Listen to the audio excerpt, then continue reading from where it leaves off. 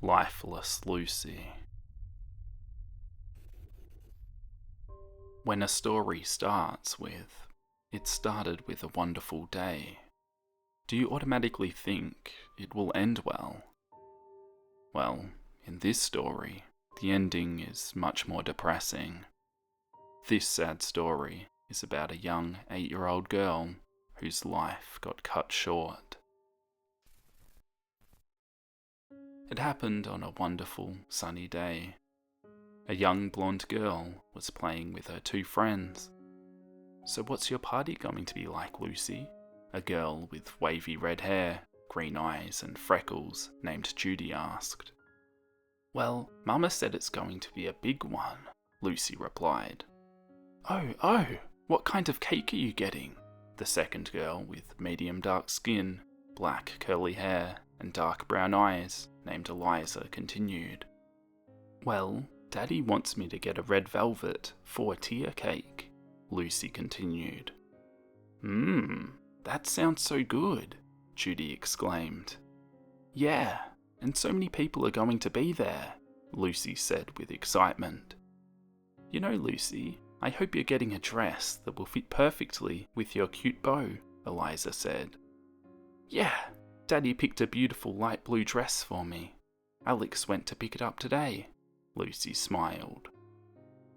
As the kids were playing with giggles and smiles, a car pulled in the driveway, and a guy in a suit with short reddish-brown hair holding a dress walked towards the kids. He stared at the little girls with a frown. "Stupid rich brats," he uttered under his breath. Once he saw that Lucy turned her head towards him, he forced a smile on his face and walked up to her. He hated that his family has to work for the Joneses family. It's been like that for generations. His father was the butler to Mr. Jones, Lucy's father. Now he was Lucy's butler. Lucy wasn't always stubborn, or even acted spoiled for a rich kid. Alex just hated the fact that he had to take orders from a little 7-year-old girl. "Hey Alex," Lucy ran up to him. "Hey Lucy, how are you and your friends today?" He faked a smile. "We're all doing good," Lucy smiled. "Is that my dress?" Lucy glanced at the dress. "Yes it is. It's dry cleaned, ready for your birthday in a few weeks." He pats her head. "Can I try it on?" Lucy jumped up and down. "I don't think your mother would like that." Alex started to walk. "Oh please, I really want to try it on." Alex started to get annoyed. This is why he hates her. She never takes no for an answer. Alex then grinned. He guessed it was time for the plan to take action. He turned to face Lucy. "Oh Lucy, let's go see how your birthday dress looks on you." He grabbed her hand and walked her to her room. "Here's your dress. I'll stay out here so you can change," he smiled. "Okay, be right back." Lucy ran inside her room to change. After a while, Lucy walked out of her room with a smile. "Look, Alex, doesn't the dress look beautiful?" Lucy twirled. "Yes, it does." He stared at her with annoyance. "Hey Lou, let's go show your friends." Alex showed a warm smile. "Yeah." Lucy started to walk, until Alex suddenly knocked her out with a chloroform-soaked napkin. Alex held her and snuck out to his car. He put Lucy in the back seat and buckled her up. He moved back and smirked. "Don't worry, Lucy. You'll love where you're going." He moved to the front seat and started to drive away from the house. As time went on, Lucy could hear people talking. She noticed that one of the voices was Alex. She slowly picked up her head and noticed she was in a cage. "What is this? Where am I?" Lucy said, scared.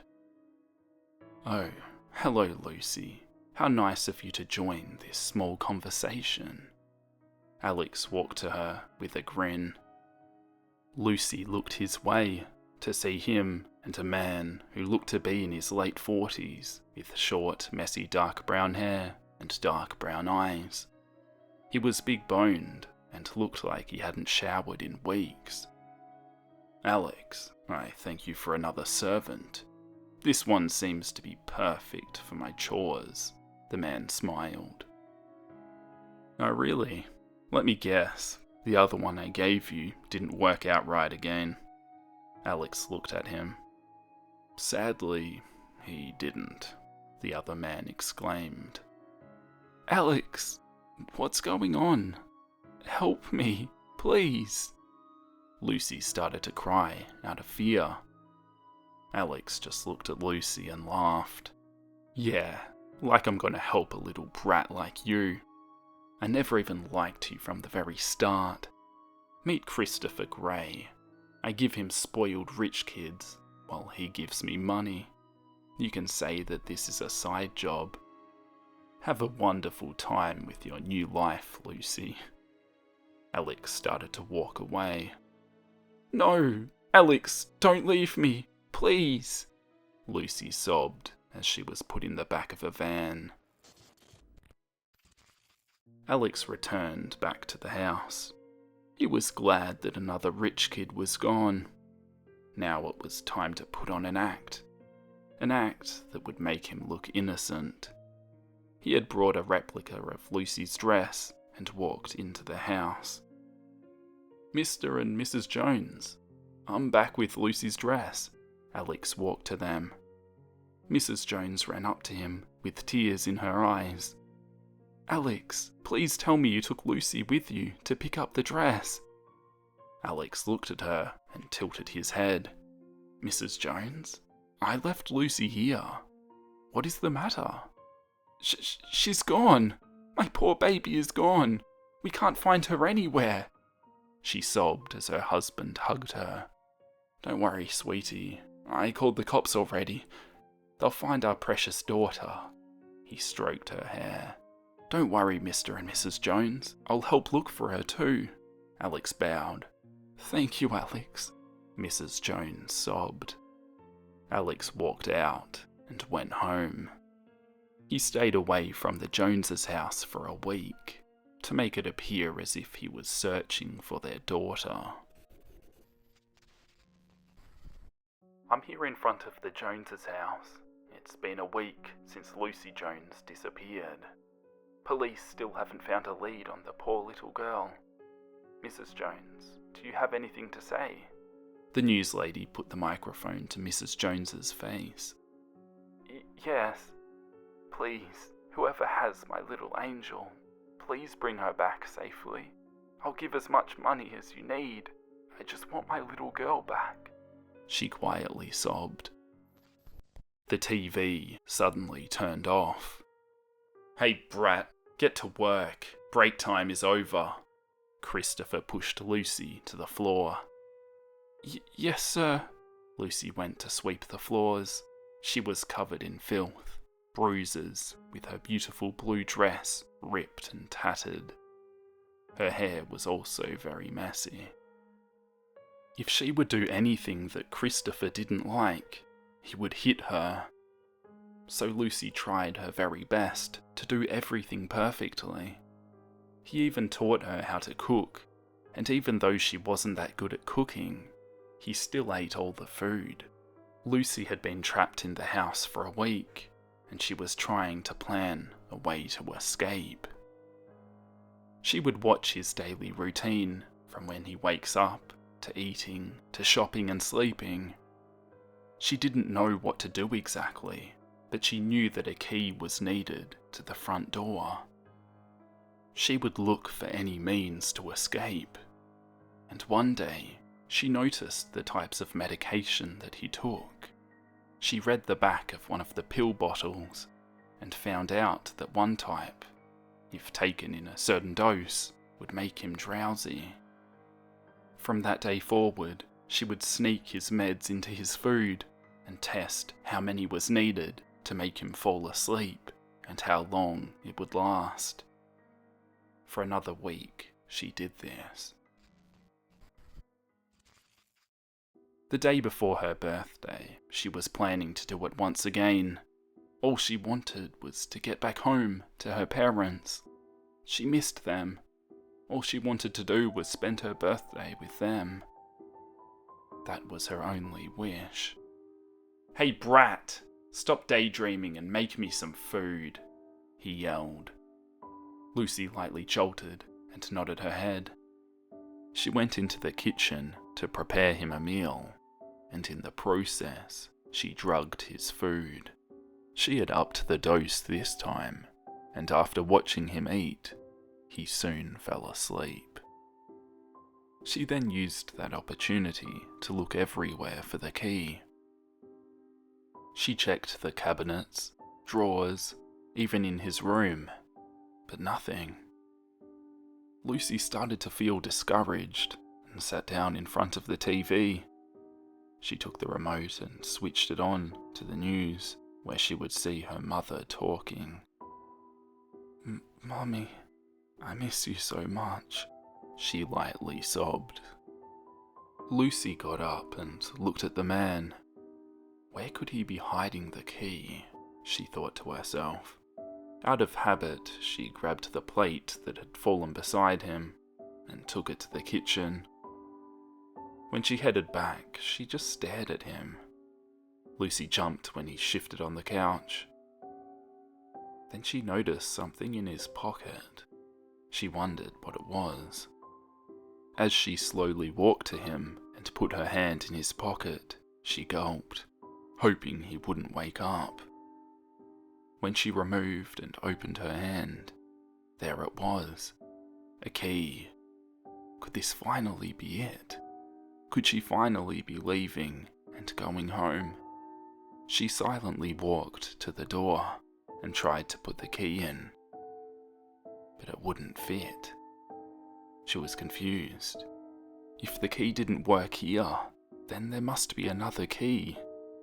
She kept the small key and looked around again, until she noticed a small keyhole to one of the drawers underneath the TV. She tested the small key, and to her surprise, it opened the drawer. When she looked inside, there was a bigger key and a small photo book. Being a curious little girl, she opened the book and looked through it to see pictures of young kids. The pictures started out normal, but as she flicked through, they got progressively more horrific. She then threw it down with a small yelp, shocked at what she had seen. She turned her head, hoping he didn't hear anything, but he was still asleep. Suppressing her fear as best she could, she grabbed the key that was next to the book and headed towards the door as quietly as she could. She held her breath as she inserted the key into the door, hoping for it to work. And it did. With a click, the door unlocked, and she swung it open. It was at that moment the house alarm went off. Christopher was a paranoid man, a man with secrets that he couldn't let get out. Abandoning all hopes of a quiet escape, Lucy sprinted out the door into the darkness of the night. Christopher had jolted upright at the sound of the house alarm. Groggy and confused, he looked around the room and noticed the open door and Lucy running out of it. "That little brat!" He got up shakily and ran after her. As Lucy ran through the woods at the front of his property, she tripped and fell down a small pit. When she hit the ground, her right leg broke, with the bone sticking out. She cried in pain, but when she looked up, she found herself in a pit of dead bodies, small bodies of people her age. They were in various stages of decomposition. Some were bones, while others were fresh bodies just beginning to decay. She cried, trying to stand up, but she couldn't because of the pain. "There you are, brat." A familiar voice rang out from behind her, before firm hands grabbed her and pulled her away from the pit. "I hope you had a wonderful time seeing your new friends, 'cause you'll be one of them soon." Christopher grinned. Lucy tried to struggle, but she couldn't get out of his grip. He dragged her all the way back into the house, where he grabbed an axe and threw her to the ground. Lucy fell to the floor with a thud, the pain of her broken leg making her whimper. She looked up and begged for mercy. I'm sorry, sir. I won't do it ever again," she cried. "Or maybe next time you shouldn't do things you're not supposed to do." He started to beat her. As Lucy lay on the ground crying, she called out to her parents. "Kid, they aren't coming for you. If they were, they would have been here by now." He raised the axe and swung it down viciously on her arm. Blood spilled everywhere as she cried out in pain. Christopher then raised the axe and swung it down on her head. It was at that moment the clock struck 12, and Lucy slumped to the floor. Her eyes had turned lifeless as she wished herself a small, happy birthday. When that was done, Christopher took Lucy and her dismembered arm to the pit. After throwing in the body, he went to clean up the blood. When he was finished, he tried to call Alex for another kid, but he didn't pick up the phone. Annoyed, Christopher turned his attention to the TV. His eyes widened when he noticed the news headline. "Alex Martinez was arrested this morning for the kidnapping of the 7, now 8-year-old Lucy Jones." In a panic, knowing that the police would be on his heels soon, Christopher started to pack his things, trying to get himself out of the house. Suddenly, his photo book was thrown next to him, empty. He looked back to see all the pictures he had taken of his victims. It was faint at first, but he started hearing child giggles. And then he witnessed the spirits, small shadow-like forms flickering in and out of view. He stared hard. He could make out the features of one of them. It was Lucy. She tilted her head at him. "You're a very bad man for what you did to us. You're going to regret everything you did.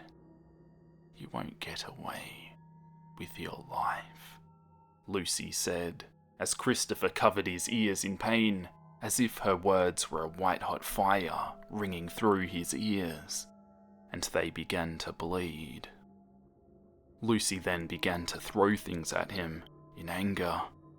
With a giggle, she lightly floated around him in a circle, taunting him, making him hear the voices of his victims in his head. "Stop! Stop! Please, no more!" he screamed in pain. As the cops surrounded his house, they ordered him to come out. "Christopher Gray, come out with your hands above your head." Before the cop could bust open the door, Christopher came running out, screaming, "Please, make them stop! They won't shut up! It hurts!" The cops stared at him in confusion. They then searched his house, but no sign of little Lucy. They did find his room all messed up with stuff thrown everywhere, with the photos of his victims. As time passed, search parties found the bodies of the children, putting them in body bags so they could be taken back to their families and buried properly. Among the search party was the distraught Mrs. Jones, who ran up to Lucy's dead body. "No, my poor baby!" She turned to Christopher. "You monster! How dare you do this to her, you sick bastard! I hope you die a painful death!" She fell to her knees, crying. 6 weeks have passed since Christopher had been locked away. He was sent to a mental asylum for hearing voices in his head. A security camera was observing his every move. He stood in a corner of the room, wearing a straitjacket, acting calm. After a while, he started to hear the giggles of the children. His head jolted up, and he saw the kids. "No, please, don't do it." He started to shake his head. The children then moved aside for Lucy. Her face was almost skull-like. Her eyes looked like they had popped out of their sockets, dark cavities. Her teeth were sharp, with gums showing. "I told you, Christopher Grey, I won't let you live after what you did to us." Lucy let out a giggle as she pointed at him. "Get him." The spirit started to hold him down. As he screamed, Lucy floated up to him. "Isn't karma the best?" She finished the question as she started to rip his chest open, tearing his insides out. As the blood squirted on the walls and the floor, Christopher's eyes started to grow dull, choking on his own blood. He fell to the floor as Lucy giggled. Can you hear them laugh? If you enjoyed the video, be sure to subscribe as I upload new content every week. And a big thank you to all my patrons for supporting the channel. I'll catch you guys in the next video. Bye.